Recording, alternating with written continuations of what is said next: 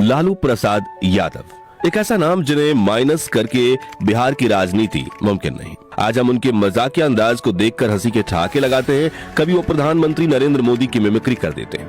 भाई बहनों, बिजली आई, बिजली मिली तो बिजली।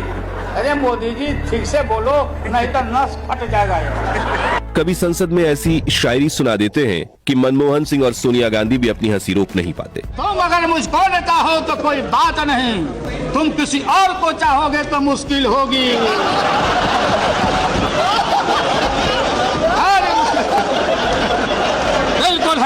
कभी अटल बिहारी वाजपेयी जी जैसे महान नेता की भी टांग खींच लेते थे, जो सुनकर अटल जी खुद हंसी से लोटपोट हो जाते थे।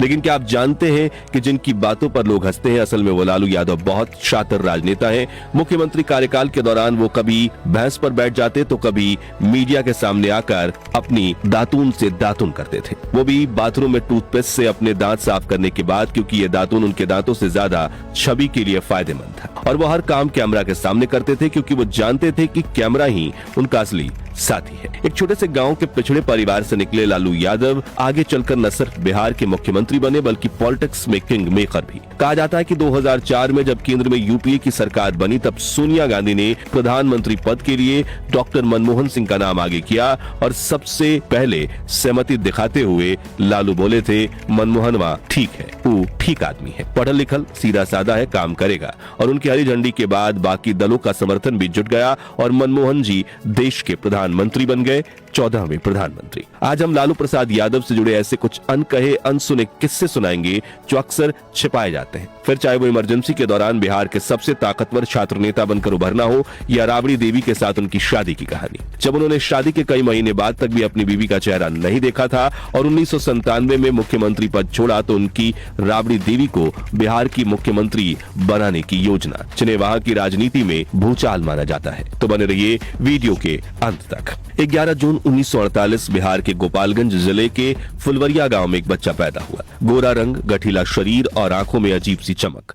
नाम था लालू प्रसाद यादव। घर में 6 भाई बहनों में सबसे छोटे, शरारती और सबसे ज्यादा सवाल पूछने वाले। पिता दूध बेचा करते थे और घर में मवेशी बहुत थे, लेकिन पैसे कम। गांव में जात पात और भेदभाव का माहौल इतना गहरा था कि वहां सपनों को जगह ही नहीं मिलती। लेकिन लालू अलग थे, जिद्दी, नटखट और बोलने में जबरदस्त। कहा जाता है कि बचपन में वो नटुआ बनकर मेलों और शादी में लड़कियों का भेष धरकर नाचते थे, यानी भीड़ को मोह लेने की कला उनके अंदर बचपन से थी। गौर से सुनिएगा। प्रधानमंत्री नरेंद्र मोदी के लिए कहा जाता है कि वो एक चाय बेचने वाले प्रधानमंत्री है, लेकिन अगर आप इतिहास के पन्नों में पलटेंगे तो लालू यादव का संघर्ष भी कुछ कम नहीं है। बचपन में वो धान के पुआल के बिस्तर पर सोते थे। उसी पुआल, पुरानी घास और पुराने कपड़े को बोरे में डालकर उसका कंबल बनाकर पहनते थे और रात के खाने में सिर्फ उबली मकई खाते थे और सुबह के नाश्ते में हर रोज ढेर सारे पानी वाले सत्तू को पीते थे। उनके घर में घड़ी तक नहीं थी। सूरज का आना जाना उनके लिए घड़ी का काम करता था और जब परिवार को ट्रेन पकड़नी हो तो हथुआ से जो रेलगाड़ी चलती थी उसे पकड़ने के लिए पूरा परिवार 2 दिन पहले जाकर स्टेशन पर बैठ जाता था। समाज में खूब ऊंच नीच सहनी पड़ती थी। ऊंची जात वालों के घड़े से पानी तक पीने की अनुमति नहीं थी।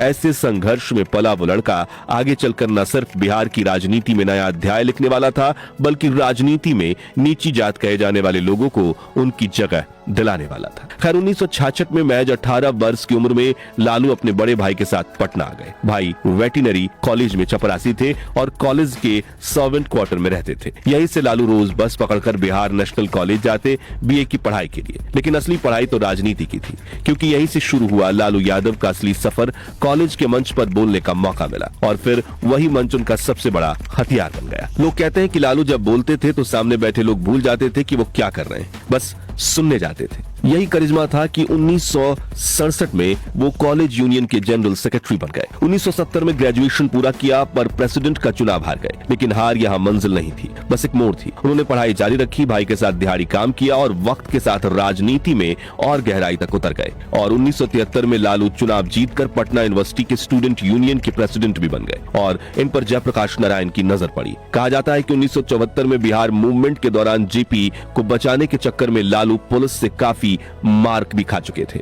वो बुरी तरह से जख्मी थे। तभी जेपी समझ गए कि बिहार की राजनीति में एक नया सितारा उभर रहा है। इस बीच एक और कहानी शुरू हुई जो उनकी जिंदगी ही नहीं बिहार की राजनीति को भी बदल देने वाली थी। तो जहां एक तरफ लालू पटना यूनिवर्सिटी की छात्र राजनीति में अपना सिक्का जमा रहे थे, वहीं दूसरी तरफ गोपालगंज के सेलार कला गांव में 500 गाय और भैंसों के मालिक और सरकारी ठेकेदार शिव प्रसाद चौधरी अपनी बेटी राबड़ी देवी के लिए दूल्हा ढूंढ रहे थे। बहुत खोजबीन के बाद किसी ने बताया कि एक लड़का है, पटना यूनिवर्सिटी में छात्र नेता है, तेज तर्रार है, गरीब घर से है, मगर बातों में करिश्मा है। चौधरी जी भी लालू से मिलने पहुंच गए और वो लालू की बुद्धि, कदकाठी और पटना में पढ़ाई से काफी प्रभावित हुए और शादी के लिए हामी भर दी। लेकिन राबड़ी देवी के घर इसे लेकर विवाद हो गया। चाचा ने कहा, घर नहीं, नौकरी नहीं, जमीन नहीं, कैसे देंगे बेटी? तभी शिव प्रसाद चौधरी बोले, लड़का तो मुझे पहली बार में पसंद आ गया। लोग इधर उधर की बातें बताए कि लालू यादव का मिट्टी का घर है और जमीन भी कम है, लेकिन हमने कहा कि शादी जमीन से नहीं लड़के से होती है। उस वक्त राबड़ी महज 14 साल की थी, 5वीं क्लास तक पढ़ी थी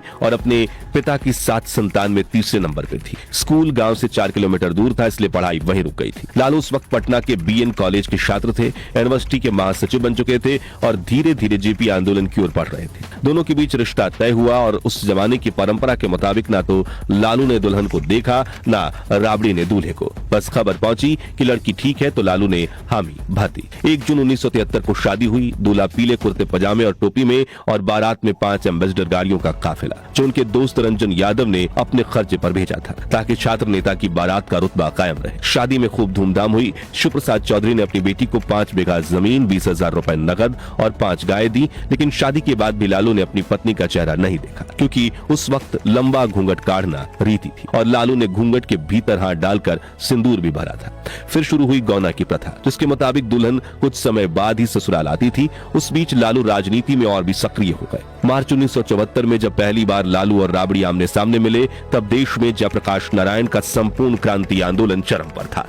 लालू ने कहा, बिहार में जो विराट आंदोलन चल रहा है, मैं उसका हिस्सा हूं। अगर मैं पटना नहीं पहुंचा तो भगौड़ा कहलाऊंगा, मुझे जेल भी हो सकती है। राबड़ी बस चुपचाप सुनती रही और लालू वापस चल पड़े आंदोलन में, जेल में और इतिहास में जगह बनाने की ओर। आपातकाल के दिनों में जब देश भर में विपक्षी नेताओं को जेलों में ठूंसा जा रहा था, उस वक्त बिहार पुलिस इस छात्र नेता को भी ढूंढ रही थी। महीनों तक छिपने के बाद जब लालू पकड़े गए तो कहा जाता है कि वो पुलिस की जीप पर चढ़कर जोर से चिल्लाने लगे, देखो देखो कैसे लोकतंत्र को कुचला जा रहा है। उनके फटे कुर्ते और डंडों के निशान उस वक्त की राजनीति की तस्वीर बन गए। इमरजेंसी खत्म हुई, जनता पार्टी बनी और 1977 में लालू को छपरा से टिकट मिला। महज 29 साल की उम्र में वो संसद पहुंचे। देश के सबसे कम उम्र के संसद के तौर पर 1980 में सरकार गिरी, चुनाव हारे, लेकिन हिम्मत नहीं। लालू विधानसभा पहुंचे, फिर पार्टी के ऊपर चढ़ते गए और अगले दशक में वो छोटा नटुआ, वही बोलने में करिश्माई लड़का बिहार की राजनीति का चेहरा बन गया। फिर आया साल 1990। बिहार की राजनीति में जैसे कोई तूफान उठ चुका था। जनता दल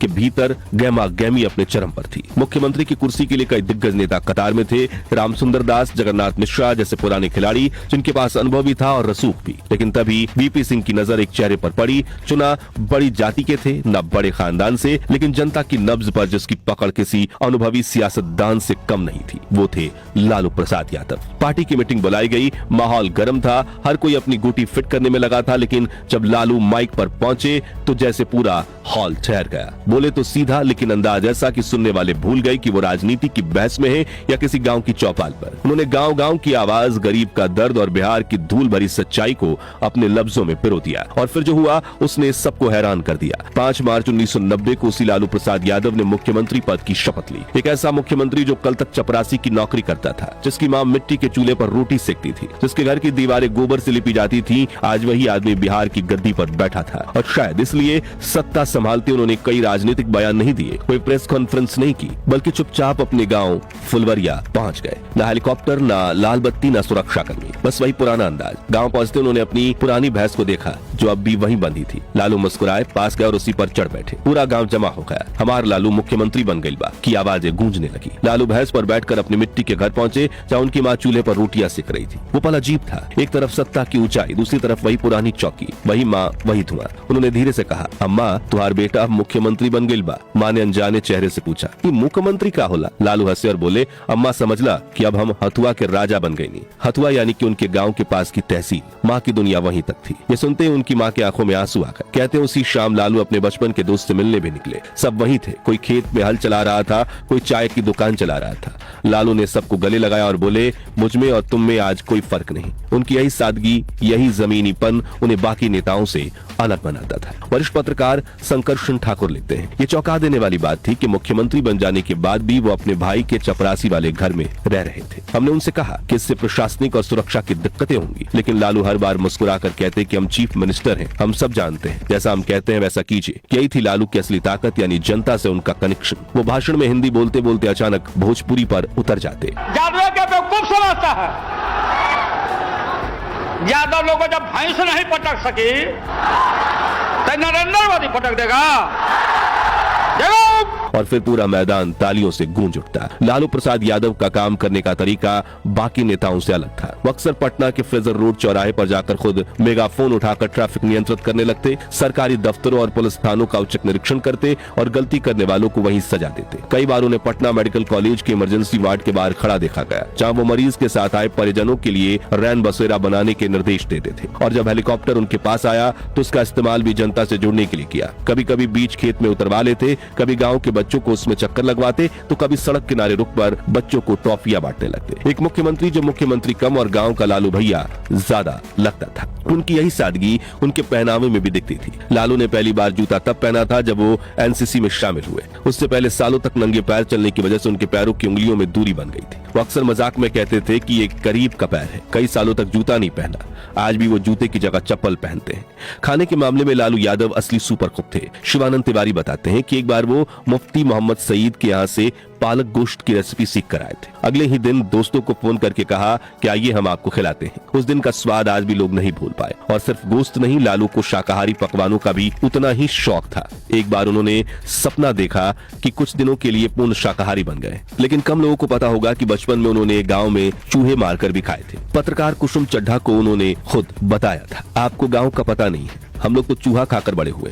हम उसको पकड़कर नमक मिर्च लगाते थे और आग में भूनकर खाते थे। जब उनके सहयोगी ने बीच में सफाई दी कि ये गरीबी की मजबूरी थी, तो लालू ने हंसते हुए कहा, लोग कुत्ता खा सकता है तो हम चूहा क्यों नहीं खा सकते। यही था लालू का देसी हास्य, जो हर गंभीर बात को हंसी में लपेट देता था। उनकी हेयर स्टाइल भी एक जमाने में चर्चा का विषय बनी रही। लोग मजाक में उसे साधना कट कहते थे, लेकिन लालू को फर्क नहीं पड़ता था। वे बड़े गर्व से कहते थे, हम लड़की तो है नहीं ना, बाल छोटा रखते हैं ताकि माथा ना खुजलाए, गर्दन ना दुखे। बड़ा बाल रखने से कोई भी पकड़कर दो मुक्का मार देगा, छोटा बाल रखो हाथ में आएगा ही नहीं। थिएटर और लोक संगीत के प्रति लालू का प्यार उतना ही गहरा था। जब वो जेल से निकल कर आए थे तो उन्होंने चंपारण के एक लोक गायक समूह को अपने यहाँ बुलाया और गांव का नाच गाना, चैता, भिखारी ठाकुर की रचनाएं, वो इन सब के दीवाने थे। साल 1997 आते आते लालू प्रसाद यादव की राजनीति में एक ऐसा मोड़ आया जहां उनके नाम की गूंज गांव से निकलकर दिल्ली तक सुनाई देने लगी। लेकिन इसी दौर में बिहार की सियासत पर चारा घोटाला नाम का काला साया छा गया। सरकारी खजाने से करोड़ों रुपए के गबन सामने आने लगे। जांच की आंच सीधे मुख्यमंत्री